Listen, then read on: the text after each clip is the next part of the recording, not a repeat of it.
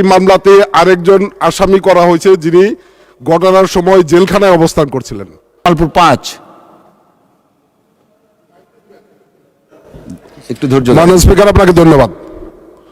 মাননীয় বিরোধী দলীয় সংসদ সদস্য যিনি নেত্রকোনা থেকে নির্বাচিত, উনি গতকালকেও জাতীয় সংসদে দাঁড়িয়ে ওনার উপর হামলার একটি অভিযোগ করেছেন।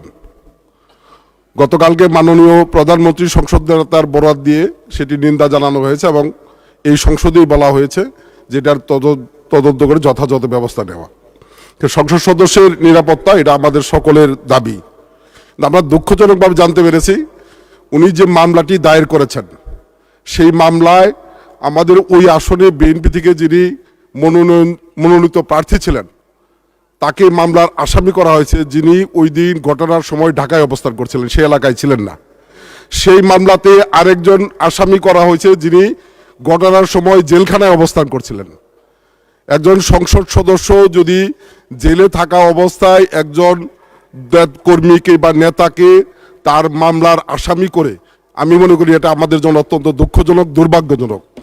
যদি এই ঘটনা সত্য হয়ে থাকে এটি যথাযথ তদন্ত করে প্রয়োজনীয় ব্যবস্থা নেওয়ার জন্য আমি আহ্বান জানাচ্ছি এবং এই ঘটনার নিন্দা জানাচ্ছি। মাননীয় স্পিকার, সেই সাথে প্রসঙ্গক্রমে একটি বিষয় আমি বলতে চাই। না, ধন্যবাদ। এক মিনিট শেষ করে দেব। এখানে বারবার 71% ভোটের কথা বলা হয়েছে। 71% ভোট কি আসলে বিরোধী দলের একার ভোট? মাননীয় সদস্য দয়া করে আপনি বসুন, মাইকটি বন্ধ করে দেন। হয়েছে, থ্যাংক ইউ থ্যাংক ইউ। বসেন, দয়া করে বসুন প্লিজ। মাননীয় সদস্য মেহেরবানি করে বসুন।